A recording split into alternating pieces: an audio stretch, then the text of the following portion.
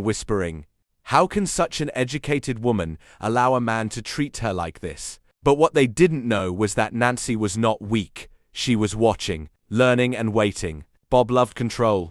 He loved money even more. He forced Nancy to quit her job, claiming a wife should stay home, but he didn't realize something important. Nancy had secretly started an online financial consulting service using only her laptop and phone. Late at night when Bob was asleep, she worked with clients across Africa and Europe. Her knowledge and reputation quietly grew. Within 2 years, Nancy was making more money than Bob. But she never told him instead. She saved every penny. Then came the Bob made the biggest mistake of his life. One evening during a dinner with his wealthy friends, Bob laughed loudly and said, "My wife? She's useless. Just decoration in the house." The room fell silent for the first time. Nancy didn't lower her head. She smiled and calmly said, "Bob, are you sure about that?"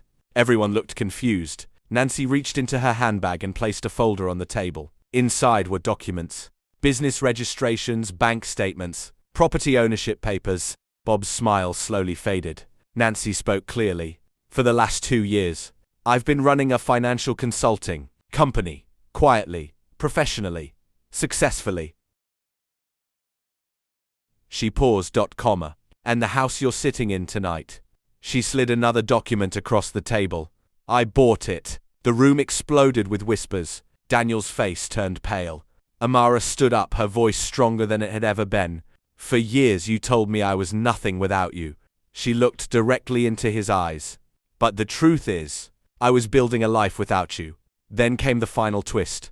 Amara pulled out one last envelope. Divorce papers. Signed, filed, and already approved by the court. "You always said this house belonged to you," she said softly. "But legally, it never did." Daniel was speechless. His friends stared in shock as the man who loved control realized he had lost everything. Amara walked out of the house that night not as a victim, but as a woman who had reclaimed her voice, and the most powerful part? She had never needed revenge. Only patience, because sometimes the quietest person in the room is the one rewriting the ending.